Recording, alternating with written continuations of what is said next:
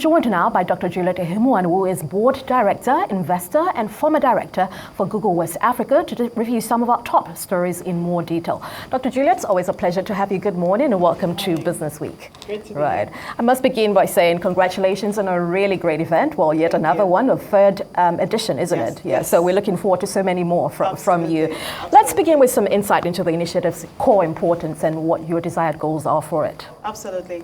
So the digital economy, I think, offers a great opportunity for us to accelerate growth in Nigeria and across Africa. And there is a sense of urgency, really. We need to move fast. The intention for DICE, also when you consider the fact that digital is now, ingrained in every business, right? Every business is essentially a digital business. And so technology really offers a lot of opportunity for us. The intention with DICE is to bring the tech and business ecosystems together for knowledge sharing, for collaboration, for partnerships. Because for us to accelerate growth, it requires a collective effort. If, for example, I'm a fintech player, I need infrastructure to be working. I need digital skills. I need the enabling policy environment. There are a number of things that my business depends on. And so bringing the ecosystem together, and when we talk about the different parts of the ecosystem, we're talking about startups as well as established businesses, investors, policymakers, global partners as well, to just really make sure that everyone that has a role to play in accelerating growth and transformation is in the same room having these conversations, and we can accelerate growth that way. So that's the essential objective of the platform. And there are two additional things to mention there. One is the fact that I think globally there's a lot of interest in Africa and in investing in Africa, but there isn't enough understanding around how to navigate the market, right? And the perception of the risk factors, that perception is quite high.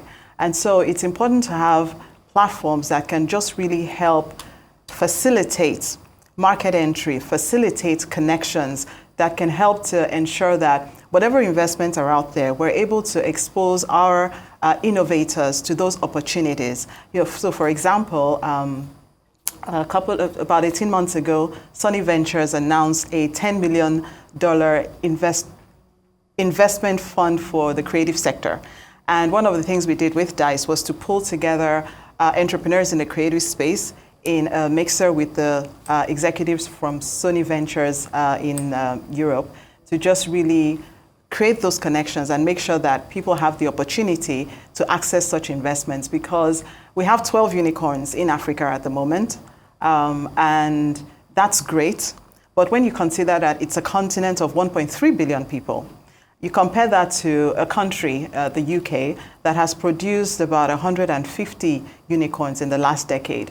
And that's about 60 million people. The numbers don't add up, right? So we need to accelerate growth and progress. And for every unicorn out there, there are 1,000 other businesses that are doing great work, but they don't have the visibility, they don't have the platform to expose them to these opportunities and investments. And that's another thing that DICE is trying to achieve, to just really make sure that we're bringing the key stakeholders and players together so that, one, we can share knowledge, identify the challenges, opportunities, and ensure that there's that we're working collectively to accelerate growth, but also to connect people with the opportunities and the investments so that we can just really make sure that we scale and in an accelerated fashion. So those are some of the objectives. And it's great to, like you mentioned, we had the third edition.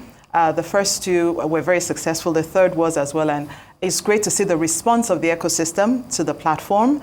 Each time we have key policy makers. We had the Minister of Arts and Culture in DICE 2.0, which was focused on the creative economy.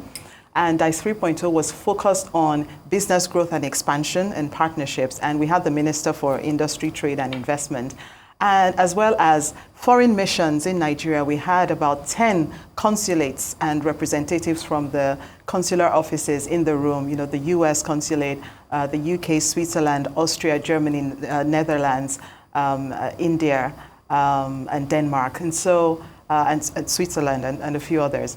So really, the quality of audience that we've been able to attract to the platform has been very positive. The response to it shows that there is a need for this bringing of the ecosystem together, because we can continue to make progress in our silos, But if we want to accelerate growth, there's a lot of value in actually bringing people together around key themes that can really open the doors and drive success. Right, so quite a number of moving parts, but very pertinent discussion there. So it's really great to even hear about the response to it. Yes. So you're getting the right people in the room. Yes. And hopefully, of course, you touched on that. We're going to see the desired acceleration to move from the talks to actionable insight into it. So, absolutely. Yes. One of the things we do is collate all the discussions and insights from the conversations into an insights report, which we share widely across public sector agencies and officials, and also private sector, to just really make sure that beyond the room, these learnings and insights are available in a way that can be actionable. All right, very important work, and well done on that. Congratulations. Thank you. Once again. But talking about the ecosystem, let's widen the conversation a little bit and look at the wider industry. You know, we've seen quite a number of dynamic shifts in the industry over the last few days. Apple stock dropping following Trump's tariff announcement. Of course, this tariff announcement is going to shake worlds, yes. Yes. Literally.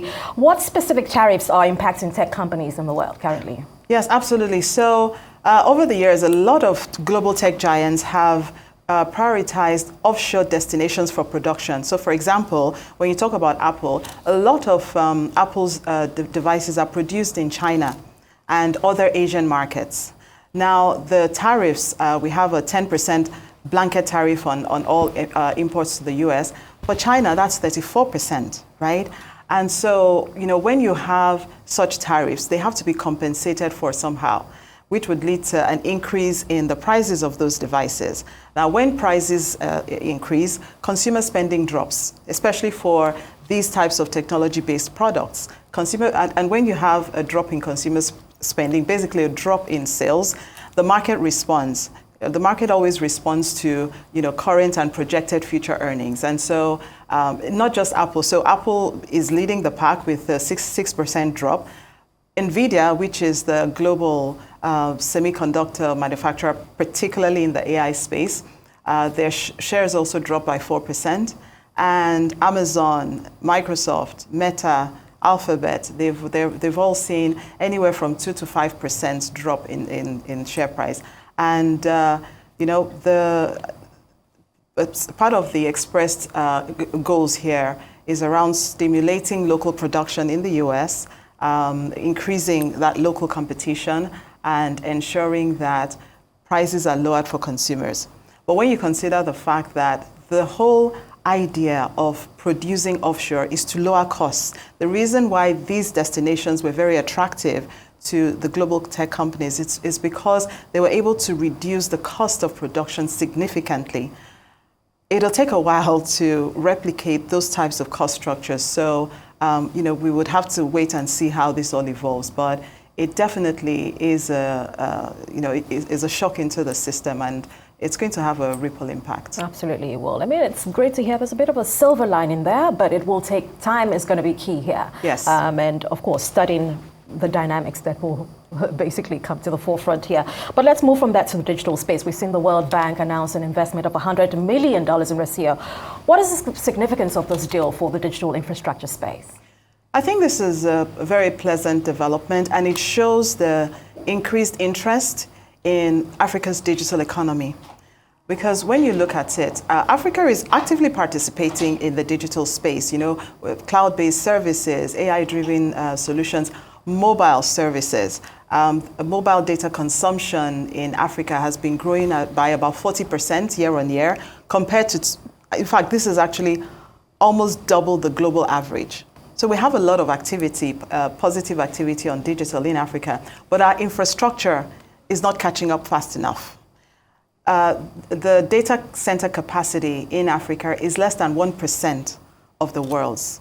And so we have a long way to go. And this debt financing from the World Bank's IFC into Raxio is the largest investment yet of that nature. And they currently have presence in 6 African countries. They're looking to expand that to 10. And they're really betting on the importance of digital infrastructure, the demand for it, and the fact that this demand is going to continue to grow. And I think it's a really positive signal to show that there's increased confidence in the digital space in Africa. All right, certainly very positive, and some will say well-timed as well, given geopolitical tensions, and it's prompting tech companies to want to diversify their operations. So we hope to see more of this. Yes. I hope. That's absolutely. On the horizon. Absolutely. So it's really a lesson, and this is a time when countries should really be thinking strategically, right? The tables are turning. How do we play in this space? If we take Nigeria, for example, so the tariffs for Nigerian products is about 14%, right?